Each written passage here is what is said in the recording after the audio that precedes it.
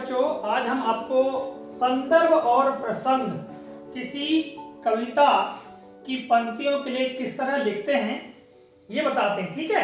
Yes sir. क्योंकि संदर्भ और प्रसंग लिखने में ही बच्चे लोग काफी गलतियां करते हैं कि किस तरह से हमको क्या लिखना चाहिए। तो सबसे पहले हम बात करते हैं कविता की पंक्ति। जैसे हमने पाठ एक पुष्प की अभिलाषा की अंतिम जो 4 पंक्तियां हमको लिया यहाँ पर, जैसे कि आप देख रहे हैं यहाँ पर, मुझे तोड़ लेना वनमाली, उस पथ पर तुम देना फेंक, मातृभूमि पर शीश चढ़ाने, जिस पथ जाएं वीर अनेक।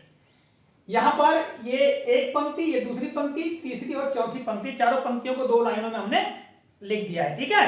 Yes sir. अब इसका आपको भावार्थ अर्थात अर्थ लिखने से पहले संदर्भ और प्रसंग लिखने की आवश्यकता होती है। तो सबसे पहले हम बात करते हैं संदर्भ की। तो संदर्भ किसे कहते हैं या संदर्भ क्या होता है, इसको समझ लीजिए।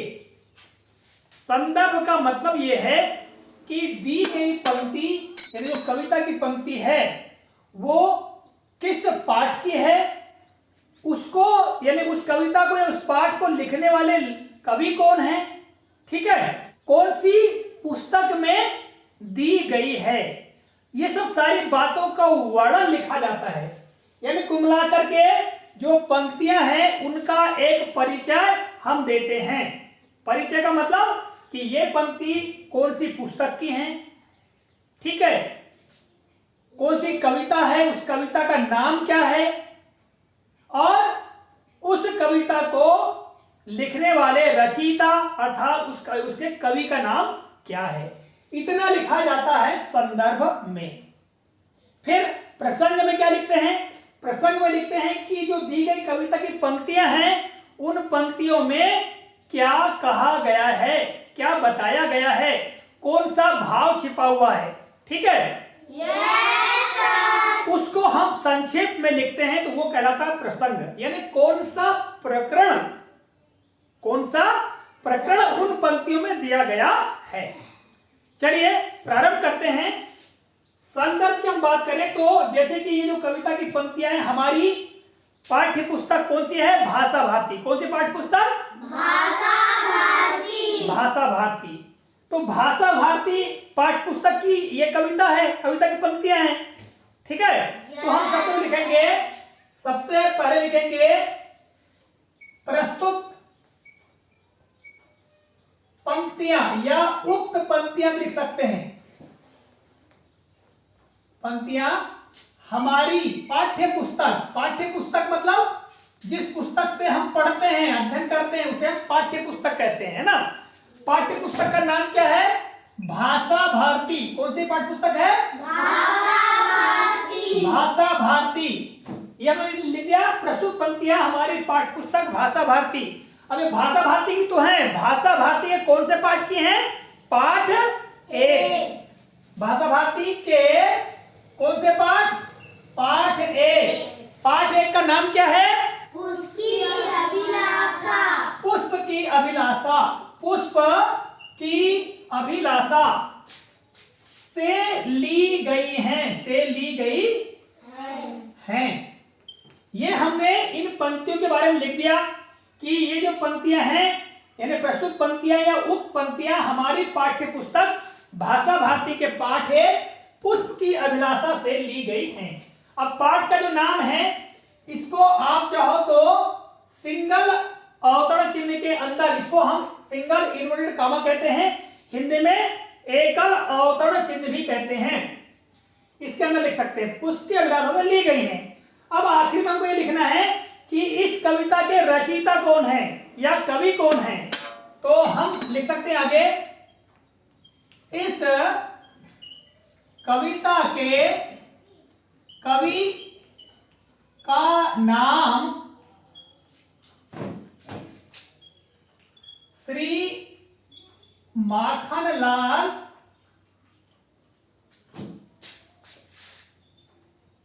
चतुर्वेदी है। इस कविता को किसने लिखा है? श्री माखनलाल चतुर्वेदी जी ने लिखा है ना? Yes sir. तो ये ये हमने लिख दिया संदर्भ, अर्थात इस जो ये जो पंक्तियां दी गई हैं, इन पंक्तियों का हमने एक परिचय लिख दिया। उसी परिचय को हम क्या कहते हैं? संदर्भ कहते हैं। क्या कहते हैं?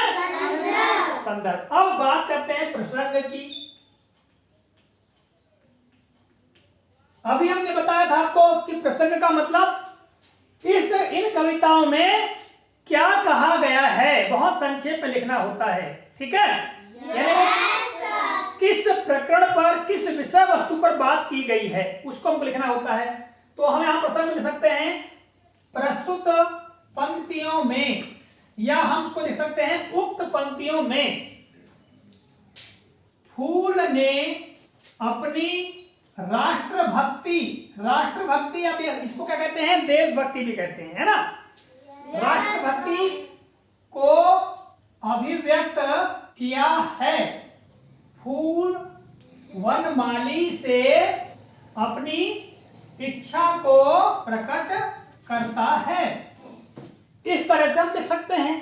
ठीक है, ऐसा नहीं कि मतलब हमने जो लिख दिया अक्षर से वैसे लिख सकते हैं। भाई अगर हम ऊपर की जो एक पंक्ति है कि प्रस्तुत पंक्तियों में फूल ने अपनी राष्ट्रभक्ति को अभिव्यक्त किया है, तो भाई इन पंक्तियों में फूल अपने देशभक्ति को प्रकट करता है। अब किस प्रकार से प्रकट करता है वो आ जाएगा भावार्थ में या अर्थ में।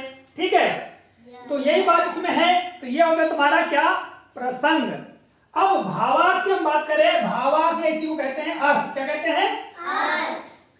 हम लिखेंगे उक्त पंक्तियों में कवि फूल वनमाली से कहता है कि हे वनमाली, आप मुझे तोड़कर उस मार्ग में फेंक दो जहां से अनेक वीर पुरुष अपनी मातृभूमि की रक्षा करने के लिए गुजरते हैं।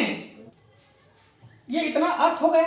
ठीक है, या इसी को हम भावार्थ कहते हैं। बच्चों आप लोगों को हम कम से कम भावार्थ सिखा रहे हैं। ठीक है, कम से कम प्रसंग, कम से कम संदर्भ लिखवा रहे हैं। बड़ी कक्षाओं में थोड़ा और हम अच्छे साहित्यिक शब्दों का प्रयोग करते हुए संदर्भ और प्रसंग को और भी बड़ा लिख सकते हैं। ठीक है, तो आपको ये याद रखना है कि संदर्भ और प्रसंग क्या होता है। संदर्भ अर्थात दी गई जो कविता की पंक्तियां हैं उनका एक प्रकार से परिचय, अर्थात वो कहां से ली गई है, कौन से पाठ की है, कौन उनके रचनाकार है। ठीक है, और प्रसंग में कि उन पंक्तियों में कौन सी बात वर्णित है, कौन सी बात कही गई है, ये लिखना है। तो बहुत संक्षेप में सुन लीजिए। संदर्भ में हम क्या लिखते हैं? पाठ्य पुस्तक का नाम। ठीक है, कि कौन सी पुस्तक है, जैसे हमने यहाँ लिखे भाषा भारती। दूसरा लिखते हैं पाठ का नाम, जैसे हमने लिखा पाठ और पाठ का नाम लिख दिया। और तीसरा है कवि का नाम, ये हमने लिख दिया कवि का नाम। ये तीन बातें काय में आती हैं? संदर्भ में आती हैं। ठीक है, और प्रसंग में केवल इसका परिचय कि कौन सी बात कही गई है। तो यहां पर मुख्य बात क्या है? राष्ट्रभक्ति। क्या बात प्रकट की गई है? राष्ट्रभक्ति। तो हमने इसको प्रसंग में लिख दिया और फिर व्याख्या में जो बात यहाँ कही गई है उसको उस प्रकार से लिख दो। जैसे मुझे तोड़ लेना वनमाली, तो फूल क्या कहता है? उस पंक्ति में फूल वनमाली से कहता है, क्या कहता है कि हे वनमाली, आप मुझे तोड़कर, यानी तोड़ लेना या तोड़कर उस पथ पर तुम देना फेंक, तोड़कर उस मार्ग में फेंक देना। पथ यानी मार्ग में फेंक देना। ठीक है, मातृभूमि पर शीश रहने जिस पर जाए वीर अनेक, जहां से अनेक वीर, यानी उस मार्ग में फेंक देना जहां से अनेक वीर पुरुष अपनी मातृभूमि, यहां आगे चाहो लिख सकते हो भारत माता, अपनी मातृभूमि भारत माता की रक्षा करने के लिए गुजरते हैं। ठीक है बच्चों, मजा आया? समझ में आ गया? बहुत बढ़िया, ताली बजाइए।